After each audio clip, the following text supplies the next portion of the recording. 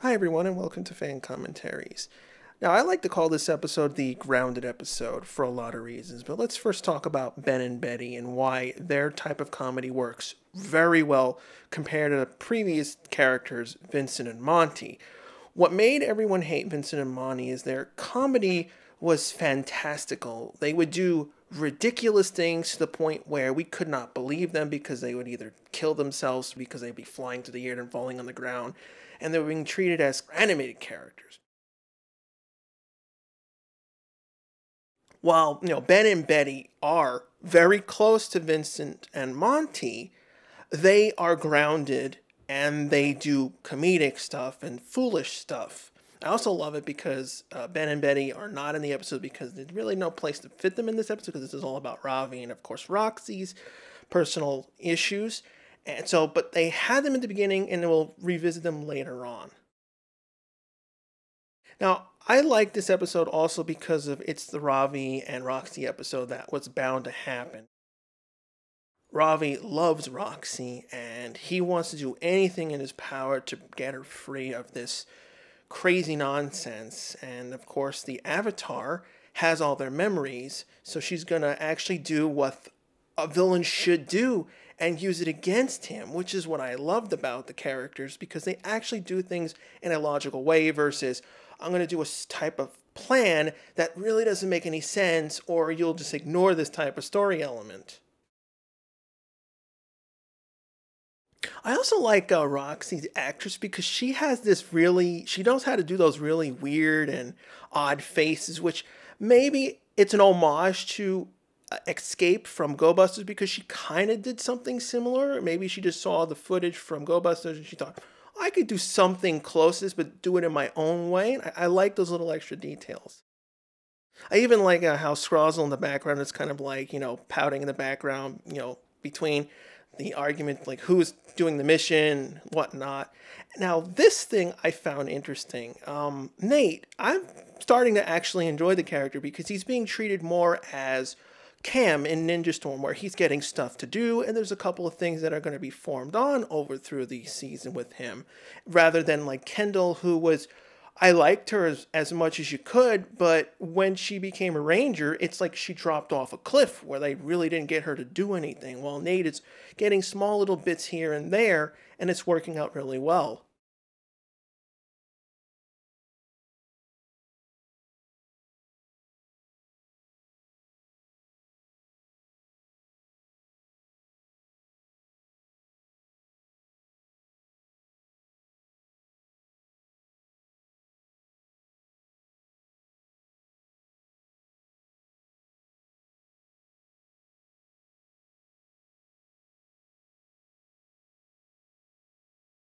I always wondered though now because she has the deficiency in where she needs carrots. Does she like not like any other types of foods because that kind of shows here? I also like their risk communicators actually have a screen on them, which is pretty cool.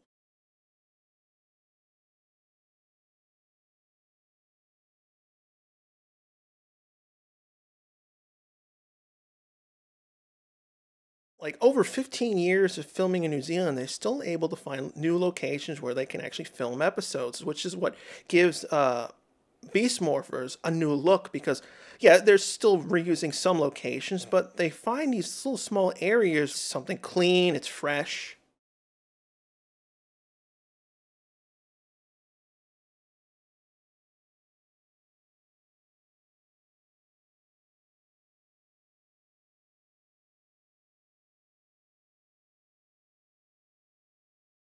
I'm really surprised they had that Star Wars reference in there.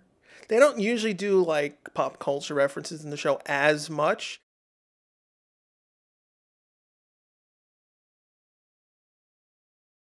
This I also like because it just shows how, human they are because, made a mistake and took advantage of that by not paying attention to him. And Roxy, also because of her memories, she probably knows exactly how Ravi works, meaning she probably knows his fighting styles because we know that they train together and they love each other. So she could take advantage of anything that he does without realizing it, which is the detriment in this entire episode.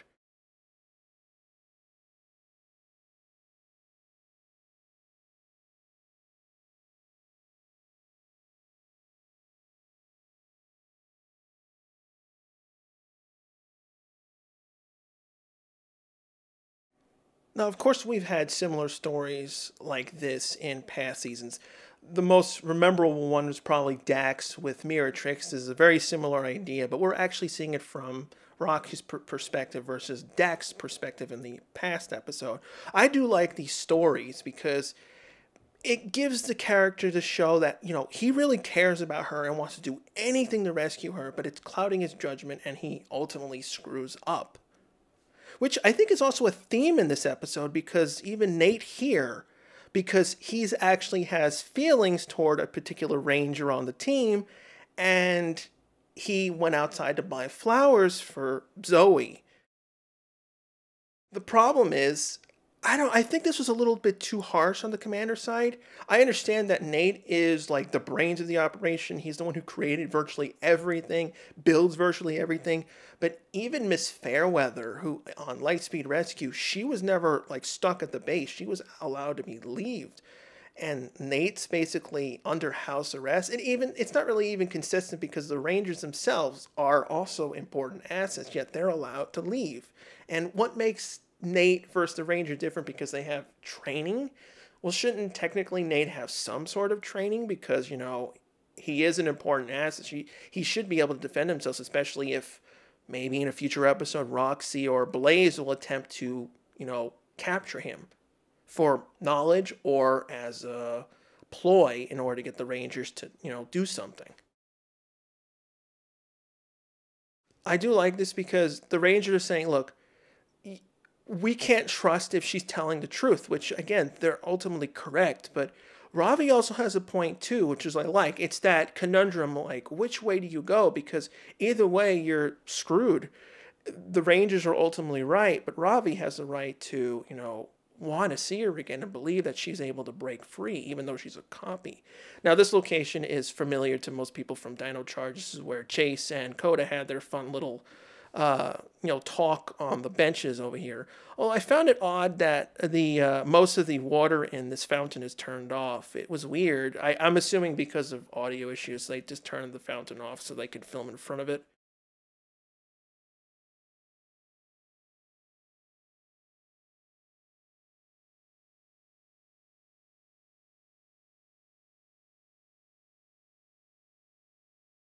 Now, Ravi, I understand your feelings, but the problem is, if you think about it, if Roxy was able to overcome the virus, shouldn't Blaze also overcome the virus? It's a little bit of an issue where Ravi just falls for it no matter what. But it does make somewhat logical sense because, the neural interface is what, sent the virus into Roxy's mind and copied her. So maybe it can reverse it. And it's possible that maybe in the future, Nate might be able to actually do just this.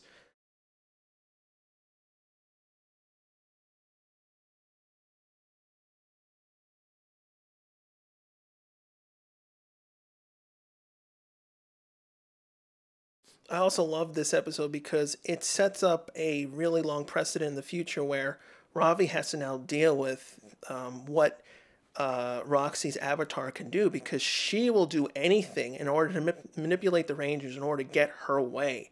So you cannot trust these characters no matter what. They are no longer human, and you want to believe they're human, but they're just imitations. They have their memories. They will use you in any way. And unfortunately, Ravi kind of does that to Nate here because Nate was like, it's possible that his idea, his theory may be correct, but he needs the virus. He needs a copy of the virus. And the only way he can do that is if he actually directly interacts with Evox, which, that's going to be a tall order for him. And even then, it will take him a long time to figure it out. And he goes and betrays his trust.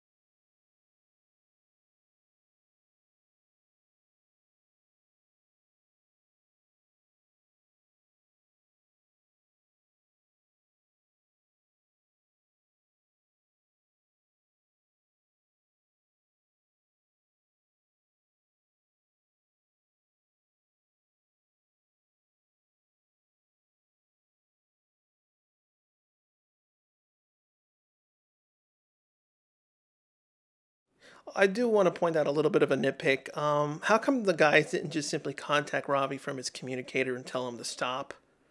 Because, they already know. But then again, maybe it's just like they want to confront him, directly, and because they don't want the commander to know the situation, because, he is doing something that's reckless and stupid in his case. So I kind of understand where the Rangers are coming from and respect him because, okay, he's blowing it. He's doing a huge mistake, almost got himself, converted into a bad guy. And they just want to cover for him.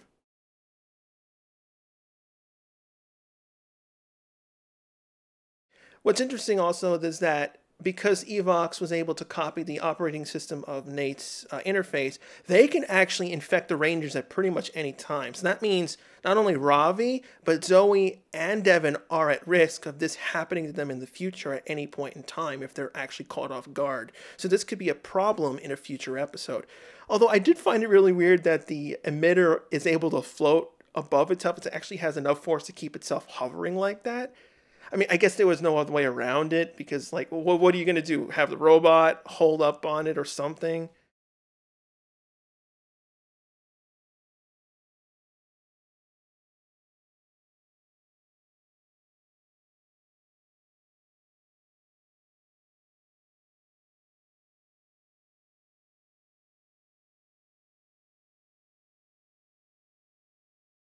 I really love this episode because, again, it showcases Roxy and Ravi, and because, Roxy is technically a character that only appears later in Go Busters footage, so they don't really have much for her to do. It's just unfortunate because while this is a good episode, it comes very early in the story where this kind of thing can't, like, be done in later on where maybe more stuff is established where you can maybe interact with the characters more.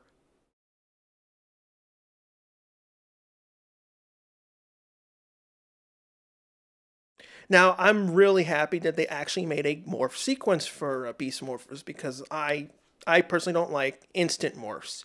I like that they actually made a complete sequence. Hopefully, one day we'll get to see all of them in full screen because that's the one thing I never liked about morphs.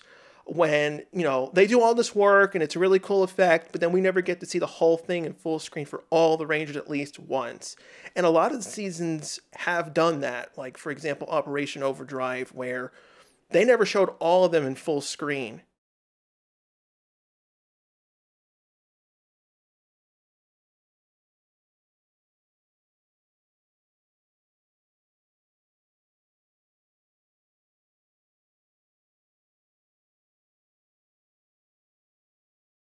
Another interesting thing I liked about Beast Morpher is that in past PR seasons, especially MMPR, Japan usually loved to have the Megazords drawn out until you actually get to see the combination of the Zords. And usually in PR they'll not do that. They'll truncate it, like there'll be one or two episodes, then the Megazord is revealed. But so far, Beast Morphers is keeping consistent with how Go Busters took a while to show the Megazord off. We're already on episode 4, and we still have not seen them combined.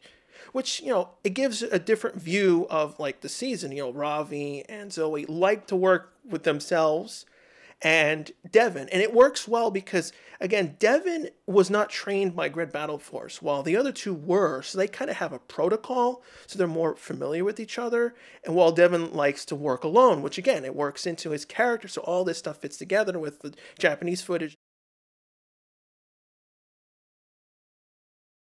And I also loved how Go Busters filmed their monsters because for the most part, I don't have a problem how they film them in general wise. It's just that when the Japanese crew films the monster stuff outside with natural lighting, it looks more realistic. They allow more explosions, destruction to the city, while when they're in the studio, they are very limited on where they can move, how they can get into a fight, and all the various explosions because they're inside and they can't, catch backgrounds on fire and whatnot. So when they film outside, it just feels so much more rich and alive. And that's what I really loved about Go Busters' filming style.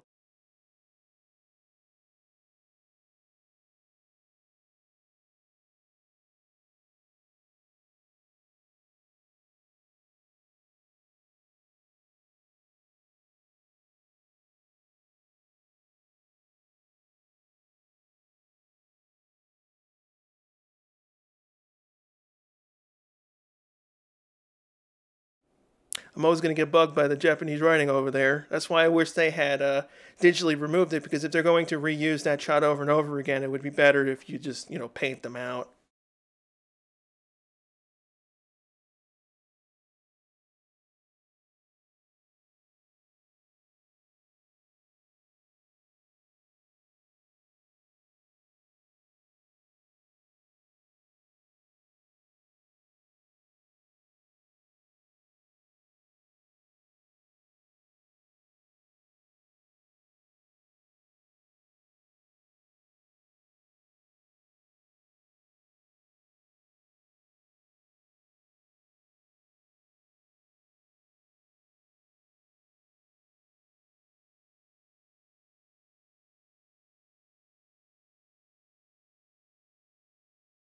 Now, I'm going to complain about censorship in shows again.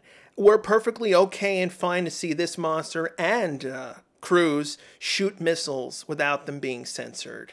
This is what I never liked about censorship. Why was it bad when Disney re-aired MMPR and censored the Dragonzord missiles and also censored missiles in RPM, but now it's okay again? This is why I don't like censorship in a lot of ways. It's like there's a purpose and a place for kids. Something too intense is not good. But if it's been allowed and then removed and then allowed again, this doesn't make any sense. It has to be one way or the other. If it's allowed with the Dragonzord missiles, then it's allowed everywhere else. And I'm glad that they didn't censor it. It's not like I'm saying censor them because it's for consistency, but just keep it one way or the other. I'm going to understand, either way, but don't keep changing the rules. I also noticed that in the Go Busters footage, Blue actually, his morpher is flatter than Yellow's. I always found that interesting.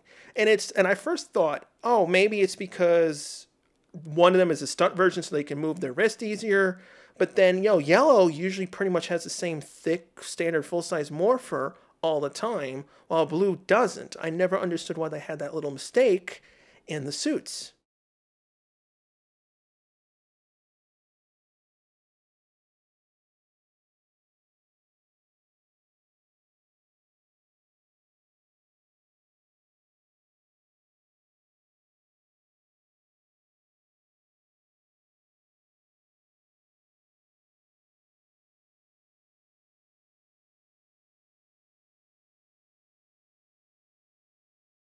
I also like to point out that the monster blows up here twice and then blows up again.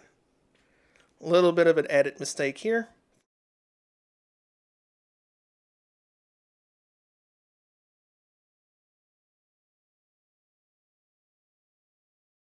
Now, I thought this was pretty interesting as well. I wasn't expecting Scrozzle would go against Blaze and Roxy because, both of them are trying to please Evox in various different ways. I didn't think they were going to do this where they're going to have conflict between each other. And, it's cool because, they might be doing something, set up something where maybe Blaze will take over and Scrozzle may be killed off, but maybe he'll get removed temporarily and then might even, go against him in the future. We don't know. There's so many different possibilities. But I also found interesting that Efox doesn't even care about Blaze and Roxy. That means, because he's basically talking to him behind their backs and doesn't really care as long as he gets results. That means if Blaze and Roxy got a plan to get him free too, he would happily betray Scrozzle at a whim. So he really has no ethics, no well, you worked for me, you did good, I'm going to protect you. No, these villains do not care or have any type of honor, which makes them very dangerous people. So I could see in the future where, some serious issues that may occur later on, either in the season finale of the first part, or maybe closer to the end where everything just goes down the drain.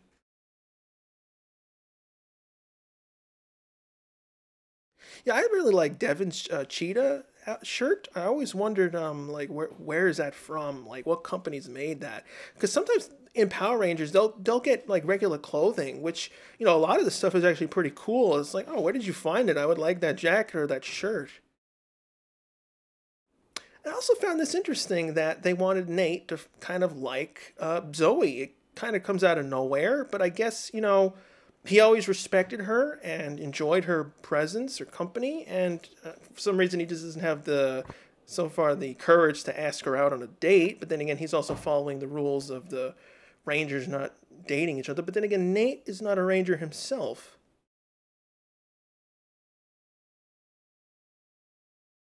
Of course, we have to have a little coda for these guys, and this never bothers me because while this scene will have a little bit of a semi-unrealistic moment, it doesn't cross the line where Vincent and Monty did all the time, where they would fall down holes and stuff. Yes, it is a little foolish and dumb that they get stuck to the flypaper, but it's not in the realm of like, this is impossible. If the sticky stuff was really sticky, you could potentially get stuck to it, and maybe they're holding themselves up.